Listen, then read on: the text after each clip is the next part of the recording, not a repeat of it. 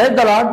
Welcome to journey with Jesus. ప్రియులారా, ఈ వీడియోలో మనము బైబిల్ చట్టవిరుద్ధమా, అమెరికాలో పాస్ అయిన కొన్ని చట్టాలు రీసెంట్గా ఏం తెలియజేస్తా ఉన్నాయి అన్న విషయాలు ఈ వీడియోలో మనము తెలుసుకునే ప్రయత్నం చేద్దాం. అంతకంటే ముందుగా ఈ నెల మే 17, 18, 19 తారీఖుల్లో చెన్నైలోని పెరంబూరు ప్రాంతంలో సువార్త మహోత్సవాలు జరగబోతా ఉన్నాయి.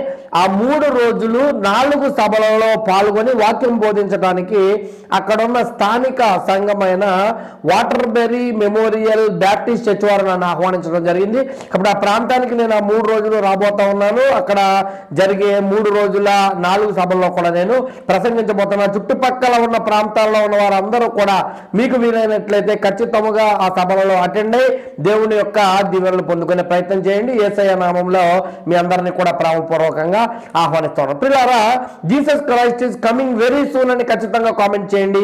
ఈ వీడియోని లైక్ చేయండి, అలాగే ఈ ఛానల్ను సబ్స్క్రైబ్ చేయండి. ఇప్పుడున్న ఈ సువార్త పరిచయ నిమిత్తం అయితేనేంటి, సభల నిమిత్తం అయితేనేంటి, కొన్ని బిజీగా ఉన్న కారణంగా కేవలము 2 రోజులకు ఒక వీడియో మాత్రమే మేము అందించగలుగుతా ఉన్నాం. సాయంత్రం 5 గంటలకు ఖచ్చితంగా వీటిని వీక్షించే ప్రయత్నం చేయండి. అయితే ప్రియులారా, యుఎస్లో రీసెంట్గా ఒక యాక్ట్ పాస్ అయింది.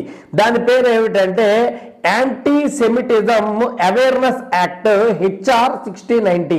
అయితే పిల్లరా, ఈ యాంటీ సెమిటిజం అంటే ఏమిటంటే యూదు వ్యతిరేకత అనేది ఉండకూడదు అని తెలియచేసే చట్టమే ఇది. అయితే ప్రపంచంలో చాలా జాతుల వారు, చాలా మంది ప్రజలు యూదులను అత్యధికంగా వ్యతిరేకిస్తారు, ద్వేషిస్తారు. ముఖ్యంగా అమెరికాలో ఉన్న స్కూళ్ళలో అయితేనేమిటి, కాలేజీల్లో అయితేనేమిటి, ఈ యాంటీ సెమిటిక్ ఇన్సిడెంట్స్, ఈ యూదు వ్యతిరేక నినాదాలు అయితే ఇన్సిడెంట్స్ ఈ మధ్యన ఎక్కువ అవుతున్న కారణంగా వారిని ప్రొటెక్ట్ చేయాలన్న ఉద్దేశంతో ఈ అమెరికన్ గవర్నమెంట్ ఈ యాక్ట్ ను లేటెస్ట్ గా వారు ఆమోదము తెలపటము జరిగింది. అయితే పిల్లరా, ప్రపంచంలో అత్యధిక ద్వేషానికి గురైన ప్రజలు, అత్యధికంగా హింసకు గురైన ప్రజలు, ఇతర జాతుల వారు ద్వేషించిన ప్రజలు యూదుల కంటే వేరెవరూ ఉండరు. ఈ విషయము మనందరికీ బాగా తెలుసు. యాంటీ డిఫెమేషన్ లీగ్ అనే సంస్థ వారు 2014వ సంవత్సరంలో 100 దేశాలలో యూదుల పట్ల వేరే దేశాలలో ఉన్న ప్రజల అభిప్రాయాలను తెలుసుకోవటానికి 100 దేశాలలో సర్వేని నిర్వహిస్తే సుమారు 100 కోట్ల మంది ప్రజలు యూదుల పట్ల ద్వేషాన్ని, వ్యతిరేకతను ప్రదర్శించటము జరిగింది. దాన్ని బట్టి అర్థమైపోతుంది ప్రపంచంలో ఎంతమంది ఇంతలాగా యూదులను ద్వేషిస్తూ ఉన్నారని. అది యాంటీ సెమిటిక్ ఈ ప్రొటెక్షన్ లాని యుఎస్లో పెట్టడం జరిగింది. అది పెట్టిన కానించి క్రిస్టియన్ వరల్డ్ లో అదొక పెను సంచలనంగా మారింది. చాలా మంది దీన్ని బాహాటముగానే వ్యతిరేకిస్తూ, ఇంకా చాలా మంది క్రైస్తవుల మధ్యన గలిబిలికి, ఇంకా చెప్పాలంటే వారి యొక్క వ్యతిరేకతకి కారణమవుతా ఉంది అన్న విషయాన్ని మనం గమనించాలి. అయితే అందులో ఏమున్నది అనేది మనం ప్రస్ఫుటంగా తెలుసుకునే ప్రయత్నం చేద్దాం. ఒకసారి ప్రియులారా, మీరు మీ యొక్క స్క్రీన్ పైన చూడండి. నేను డైరెక్ట్గా ఈ డాక్యుమెంట్ని US department of state official website నుంచి తీసుకోవటం జరిగింది. ఎందుకంటే చాలా మంది ఫేక్ అని చెప్పేది ఏది పడితే చెప్తున్నాడు, ఇష్టం వచ్చినట్టు కామెంట్లు చేస్తారు కొంతమంది మూర్ఖులు. అందుకని అఫీషియల్ డాక్యుమెంట్ మీ ముందు పెడతామని గమనించండి. ఇక్కడ డిఫైనింగ్ యాంటీ సెమిటిజం, ఈ యాంటీ సెమిటిజం అంటే ఏంటి, యాక్ట్ ఏమిటి అనేది అసలు దాని యొక్క విశ్లేషణ అంతా కూడా చూడండి. ఇక్కడ పాయింట్స్ రూపంలో క్లియర్ గా ఇవ్వటం జరిగింది.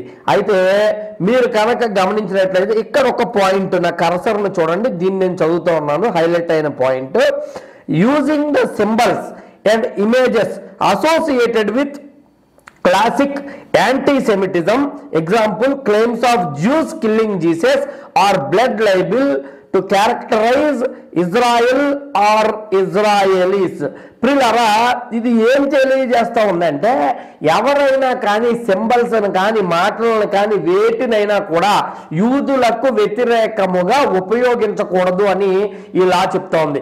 ముఖ్యంగా మీరు గమనించినట్లయితే ఇక్కడ ఉన్న క్లియర్ మాట ఏమిటి, claims of juice killing Jesus అంటే యూదులు యేసును చంపారు అనే ఆరోపణలు వారి మీద చేయకూడదు, ఆ మాటలు వారి పక్షాన మాట్లాడకూడదు అని ఈ లాలో పెట్టిన ఒక క్లాజ్ లో మీరు క్లియర్ గా స్క్రీన్ పైన ఇక్కడ చూస్తూ ఉన్నారు. అయితే మీరు గమనించండి, ఎవరు కూడా యూదులు యేసును చంపారు అని పలకకూడదంట. ఇది ఎలా సాధ్యం? ఎవరైనా కూడా యూదులు యేసును చంపారు అని పలికితే, లేకపోతే చెప్పితే, లేకపోతే ప్రొపగాండా చేస్తే అది హేట్ స్పీచ్గా పరిగణించబడుతుందంట. అంటే చట్ట వ్యతిరేకమైన స్పీచ్గా అది పరిగణించబడుతుందంట. ఇప్పుడు గమనించండి, ఇప్పుడు ఈ క్రిస్టియన్ వరల్డ్ ఎంత ఆందోళన చెంది వారు ఇబ్బంది పడతా ఉన్న కారణం ఏమిటంటే, ఇప్పుడు యూదులు యేసును చంపారనేది నగ్న సత్యం. దాన్ని ప్రకటించకూడదు, ఎవరు చెప్పకూడదు అంటే అది ఖచ్చితంగా బైబిల్కి వ్యతిరేకమైన చర్య. ఇప్పుడు ఎవరైనా పాస్టర్లు కానీ ఇప్పుడు ఎవరైనా ప్రకటించేటప్పుడు బైబిల్లో ఉన్న విషయమే కదా అది. యూదులు క్రీస్తుని చంపారని క్లియర్గా అన్ని సువార్తలు ముక్త కంఠంతో చెబుతా ఉన్నాయి. ఇప్పుడు దాన్ని ఎవరైనా ప్రకటిస్తే అది హేట్ స్పీచ్ ఎలా అవుతుంది అనేది ఆలోచన చేయాలి. బైబిల్ ఏం చెప్తా ఉందంటే, గమనించండి ఒక మాటను బైబిల్ గ్రంథంలో నుండి స్క్రీన్ పైన చూడండి. 1 తెస్సలోనిక 2వ అధ్యాయం 15వ వచనం చదువుతా ఉన్నాను. 1 తెస్సలోనిక 2:15. ఆ యూదులు తమ పాపములను ఎల్లప్పుడూ సంపూర్తి చేయుటకై ప్రభు అయిన యేసును ప్రవక్తలను చంపి మమ్మును హింసించిరి. ఏం చేశారంటే యూదులు ప్రభు అయిన యేసును ప్రవక్తలను యూదులు చంపారు అని క్లియర్గా ఈ వాక్యం తెలియజేస్తూ ఉంది. అలాగే ఉన్న సువార్త గ్రంథాలు 4 కూడా యూదులే యేసును సులువుగా అప్పగించినట్టుగా, వారు హింసల పాలు చేసినట్టుగా, చంపినట్టుగా క్లియర్ డాక్యుమెంటెడ్ ఎవిడెన్స్ బైబిల్లో ఉంటే, ఇప్పుడు బైబిల్కి వ్యతిరేకమైన చట్టాలను రూపొందించడం ఏంటి? క్రిస్టియన్ దేశముగా పేర్కొనేటటువంటి అమెరికాలో ఇటువంటి చట్టాలు రావడం ఏంటి? ఇవి ఎటువైపు దారి తీస్తా ఉన్నాయన్న ఆందోళనలు వ్యక్తం అవుతూ ఉన్నాయి. పిల్లరా, సువార్త అంతా కూడా ప్రపంచం అంతా నిండిపోయాక ఇక సువార్త ప్రకటించడానికి అవకాశాలు ఏవి కూడా కనపడవు. ఎందుకంటే అంత్యకాలంలో రాబోతున్న దుర్మార్గత మనందరికీ తెలుసు. క్రైస్తవులు హింసించబడతారు. ఈ తాలూకు విషయాలన్నీ కూడా త్వరలో జరగబోతా ఉన్నాయి. అంటే క్రైస్తవ దేశాలుగా పిలుచుకునే బైబిల్లో ఉన్న సంఘటనలు తప్పని, వాటి గురించి ప్రకటించకూడదని చెబితే, ఇంకా మరి క్రీస్తుని బాహాటంగా అంగీకరించని దేశాలు ఉన్నాయి, వారందరూ బైబిల్ బ్యాన్ చేయరంటారా? ఇప్పుడే చాలా చోట్ల బైబిల్ బ్యాన్ చేయాలన్న దుర్మార్గపు డిమాండ్ ఉంది. ఇవన్నీ ఎటువైపు దారి తీస్తాయని గమనించాలి. అది యుఎస్లో ఇది ఒక పెను సంచలనంగా మారింది. ఒకసారి స్క్రీన్ పైన చూడండి. ఈయన టక్కర్ కార్ల్సన్ అనే వ్యక్తి. ఈ టక్కర్ కార్ల్సన్ ఎవరంటే అమెరికన్ కామెంటేటర్, రైటర్. ఎక్స్ వేదికగా, అంటే ఇంతకుముందు ట్విట్టర్, దాంట్లో అతను ఒక వ్యక్తి క్వశ్చన్ అడగటం జరిగింది. చూడండి, did the house of representatives just make parts of Bible illegal? ఆ వ్యక్తి ఏమని ప్రశ్న అడుగుతా ఉన్నాడంటే, ఇప్పుడు యుఎస్ హౌస్ లో పాస్ అయిన ఒక బిల్ ఏదైతే ఉందో, లా ఏదైతే ఉందో, అది బైబిల్ ఇల్లీగల్ అని చెబుతా ఉందా అని ప్రశ్న అడిగితే ఈ టక్కర్ కార్ల్సన్ ఏమని రిప్లై ఇచ్చారంటే, ఎస్, న్యూ టెస్టిమెంట్ అని ఇచ్చారంటే కొత్త నిబంధన గ్రంథము ఇల్లీగల్ అని చెప్పటమే దీని యొక్క ఉద్దేశం అని క్లియర్ గా ఈ వ్యక్తి అభిప్రాయపడిందని మనం ఇక్కడ చూస్తా ఉన్నాం. అయితే పిల్లలు ఇంకొక డాక్యుమెంట్ మీ ముందు పెట్టే ప్రయత్నం చేస్తాం. చూడండి, రోజర్ మార్షల్. ఈయన ఎవరంటే కాన్సాస్ సిటీ యొక్క సెనేటర్ అయిన ఈ రోజర్ మార్షల్ కూడా ఏం చెప్తా ఉన్నారంటే, anti semitism bill goes too far, violates Christian scripture. క్రైస్తవ సిద్ధాంతాలను, లేఖనాలను తప్పు పట్టే విధంగా ఈ యాంటీ సెమిటిజం బిల్ ఉంది అని అభిప్రాయపడుతున్నారు. రిపబ్లికన్స్ అయితేనేమిటి, డెమోక్రటిక్స్ అయితేనేమిటి, వీరు రెండుగా ఈ బిల్లు విషయంలో చీలిపోయిన ఈ యొక్క ఘటన యుఎస్ హౌస్ లో మనకి క్లియర్ గా కనిపిస్తా ఉంది. దానికి కారణము క్రైస్తవ లేఖనాలకు అది వ్యతిరేకంగా ఉన్నటువంటి విషయం. కాబట్టి ఈ యొక్క ఇంటర్వ్యూ, ఈ మాటలన్నీ కూడా మీకు ఇక్కడ కనిపిస్తున్నాయి. అయితే ఈ ఆర్టికల్ చూడండి, Republicans voting for bill that could make Bible illegal, outrages MAGA. అనేక సంస్థలు ఏం చెబుతా ఉన్నాయంట, రిపబ్లిక్లు ఈ బిల్లుకు, యాంటీ సెమిటిజం బిల్లుకు అనుకూలంగా ఓటు వేయటం అంటే బైబిల్ని ఇల్లీగల్ గా ప్రకటించటమే చట్ట వ్యతిరేకమైనదిగా అన్న విషయాలు చాలా ప్రాముఖ్యమైన వ్యక్తులు, ఇంకా చెప్పాలంటే మత సంస్థల నాయకులు, క్రైస్తవ బోధకులు బాహాటముగా బయటకు వచ్చి దీన్ని వ్యతిరేకిస్తా ఉన్న ఘట్టము యుఎస్ లో నమోదవుతోంది. రీసెంట్ గా ఒక 5-10 days బ్యాక్ జరిగిన విషయం ఇది.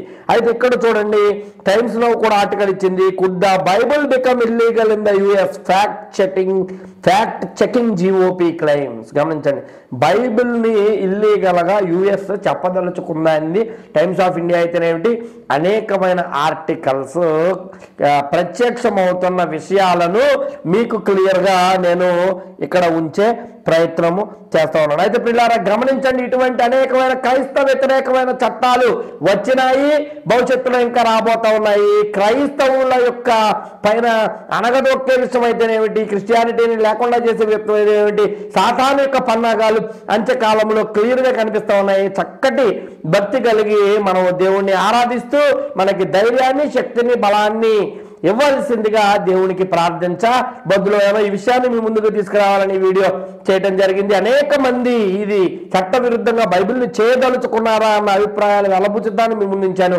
వీడియో చూసినందుకు ధన్యవాదాలు. లైక్ చేయండి, షేర్ చేయండి, మీరు సూచనలు కామెంట్స్ రూపంలో ప్రయత్నం చేయండి. మానకై పరిచయం కోసం ప్రార్థించండి.